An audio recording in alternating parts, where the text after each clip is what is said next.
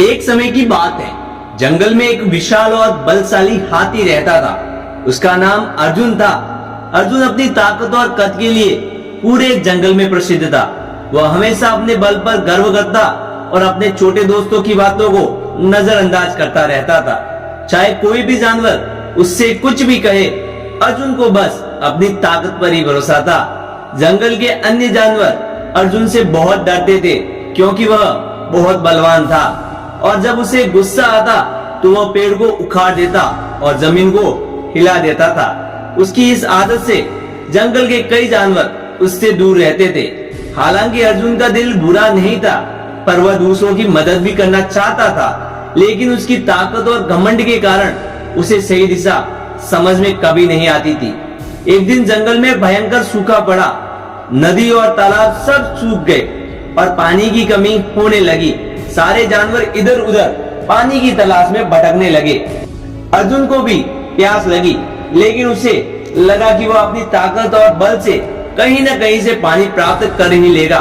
उसने बहुत दूर दूर तक जंगल की छानबीन की, लेकिन कहीं पर भी पानी नहीं मिला। अर्जुन ने अपनी पुरानी आदत के अनुसार कुछ बड़े पेड़ उखाड़ने शुरू किए ताकि उसके नीचे से पानी मिल सके, लेकिन इस बार ऐसा कुछ भी नहीं हुआ। इसके उलट उसके इस करते से जंगल के कई जानवरों के घर उजड़ गए। छोटे जानवर जिनके पास पहले से ही भोजन और पानी की कमी थी, अब वो और भी मुश्किल में आ गए थे। अर्जुन ने देखा कि उसके प्रयासों का नतीजा कुछ भी नहीं निकला, उल्टा और मुसीबत बढ़ गई।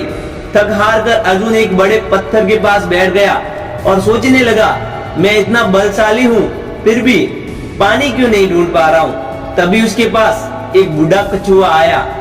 कछुआ बहुत बुद्धिमान था और जंगल में काफी समय से रह भी रहा था। उसे अर्जुन ने कहा, तुम अपनी ताकत पर इतना घमंड करते हो कि तुमने कभी अपने दिमाग का इस्तेमाल करना नहीं सीखा।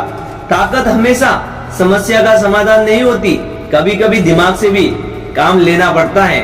अर्जुन को कछुए की बात सुनकर गुस्सा आया, लेकिन फिर उसने सोचा, शायद यह सही कह रहा है। मैंने हमेशा अपने बल पर ही भरोसा किया है, अब देखना चाहिए कि दिमाग से कैसे काम किया जाता है।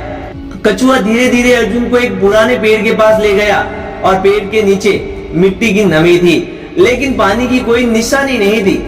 कछुए ने अर्जुन से कहा, यहाँ जमीन के नीचे पानी छिपा हुआ है, लेकिन इस पानी को पाने के लिए धैर्य और सही रणनीति की जरूरत है। तू अपने पैरों से जोर लगाकर इस जगह को खोदो, लेकिन ध्यान से, बिना नुकसान पहुंचाए। अर्जुन ने कछुए की बात मानी और धीरे धीरे अपने पैरों से मिट्टी खोदने लगा। कुछ समय बाद जमीन से पानी निकलने लगा। यह देखकर अर्जुन बहुत खुश हुआ। उसके धैर्य और मेहनत का फल उसे मिल गया था। धीरे धीरे सारे जानवर वहां आए और पानी पीने लगे।